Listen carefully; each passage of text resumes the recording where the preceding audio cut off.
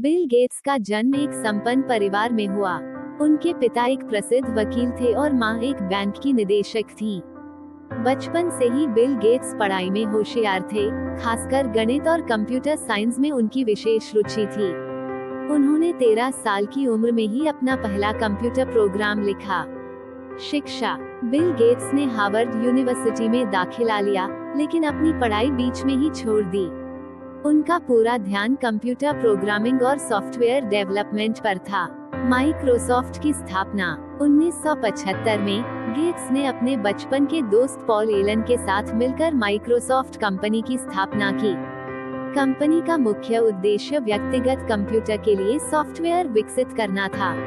1980 में माइक्रोसॉफ्ट ने IBM के लिए MS-DOS ऑपरेटिंग सिस्टम बनाया, जिसने कंपनी को एक नई ऊंचाई पर पहुंचा दिया। सफलता की कहानी। 1985 में माइक्रोसॉफ्ट ने विंडोज लॉन्च किया, जो एक ग्राफिकल यूजर इंटरफेस पर आधारित ऑपरेटिंग सिस्टम था। यह इतना लोकप्रिय हुआ कि माइक्रोसॉफ्ट दुनिया की सबसे बड़ी सॉफ्टवेयर कंपनी बन गई। 1995 से लेकर 2007 तक बिल गेट्स दुनिया के सबसे अमीर व्यक्ति रहे।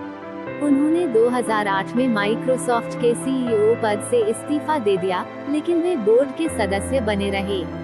परोपकार कार्य। बिल गेट्स और उनकी पत्नी ने 2000 में bill and Melinda Gates foundation की स्थापना की।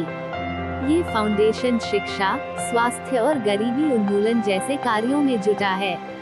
इस फाउंडेशन के जरिए उन्होंने कई गरीब देशों में स्वास्थ्य सेवाओं को बेहतर बनाने और बीमारियों के उन्मूलन के लिए काम किया है।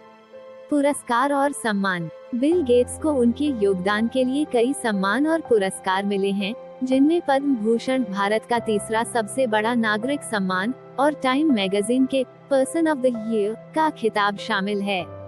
वर्तमान जीवन। बिल गेट्स अपने परोपकारी कार्यों पर अधिक ध्यान दे रहे हैं। वे क्लाइमेट चेंज और स्वास्थ्य संबंधी समस्याओं के समाधान के लिए भी प्रयासरत हैं।